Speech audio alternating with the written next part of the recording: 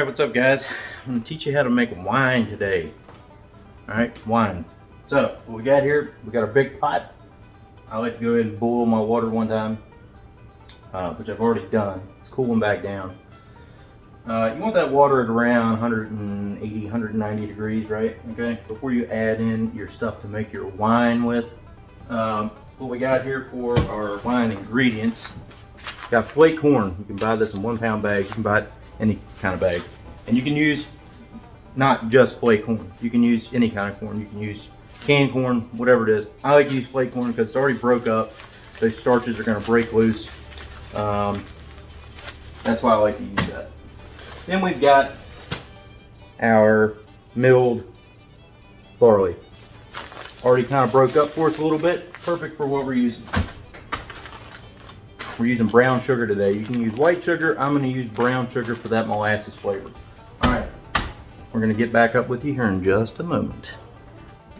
All right, temperature's up there right about 180, 190. I'm going to start adding in my stuff here.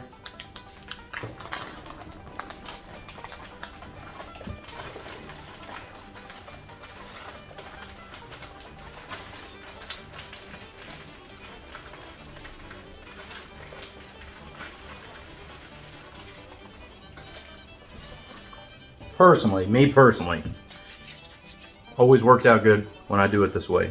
So we're going to do 4 pounds of sugar. We're going to do 5 pounds of corn, and we're going to do 2 pounds of barley. That will give you a pretty good wine, if you ask me. You're looking 15, 16% alcohol in your wine after you filter it. Of course, it's a pretty good drink. After you filter it. All right, so we've got all of our solid ingredients in the pot. It dropped temperature down just a little bit. So we're gonna bring that up to about 180, 190 again. Get the temperature up. Let's get the temperature up. I'm gonna drop it back down a little bit, and I'm gonna let that simmer for about 45 minutes or so, maybe an hour. You wanna keep an eye on it, keep it stirred, because you don't want anything sticking at the bottom. You don't want anything to get burnt. That's a key, because that flavor will come out later and you will be very upset with yourself. So you want to keep a close eye on that. Do not let it stick. Stir it every 10 minutes or so, maybe even more than that. Need to keep stirring it. Don't forget that. All right, we'll check back in just a minute. All right, while that's going, don't forget to stir. Keep stirring it. Let's go over a couple other things that really make this a lot easier. I use 5-gallon buckets to ferment. You can pick up these at any hardware store. It's like the paint bucket lids. Got the little piece that sticks up. Now this little guy right here is a lifesaver. It fits right in the top of that. Make your life a lot easier. We're all about making it easier here. The other key to this is airlocks. You know, order these off Amazon. You can get them at a beer store. Get them anywhere. That's a beer store or Amazon. Goes right into that. You'll see why later. But again, keep stirring. Don't stop stirring. All right, now. About 45 minutes has gone by. We've put our hot solution into this here bucket in layman's terms.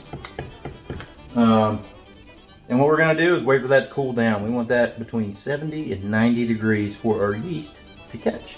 Of course, you're gonna wanna pitch your yeast into this once it's cooled down. I always like to take my yeast beforehand, mix it up with some water and a little bit of sugar.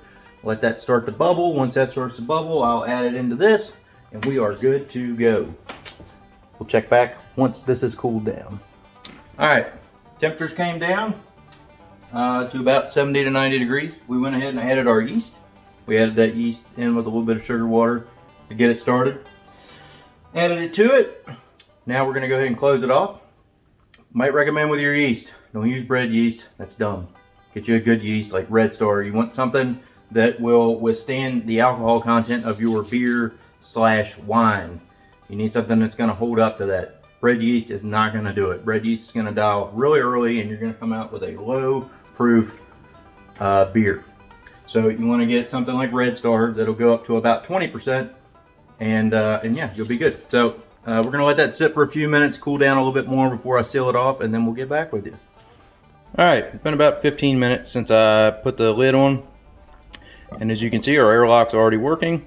The solution inside of the bucket is doing exactly what it's supposed to, And no time at all, we should have a very, very good beer. Wine, whatever it is. So yeah, that's all there is to it. Now, I will tell you this much with your beer or your wine. This is the state of Virginia, so do not by any means at all whatsoever distill any of this. This is for filtering and drinking just as it is. Or you can carbonate it and have a nice beer, but do not distill it.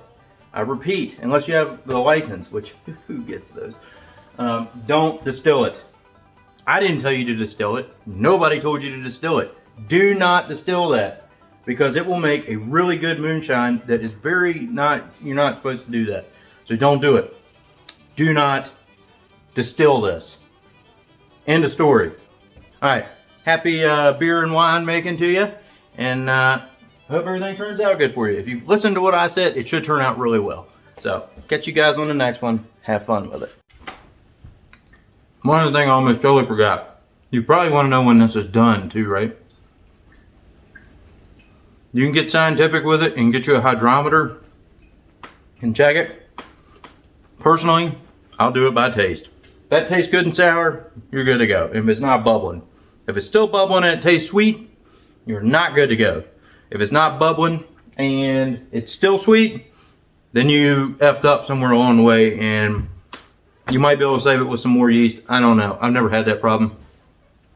You want that to taste sour and to stop bubbling. Once it does that, you're good to not, like I said, you're good to not distill it. You're good to do other stuff with it. But don't do that. All right. You guys have a good one. Sorry, I almost forgot that part. All right. What?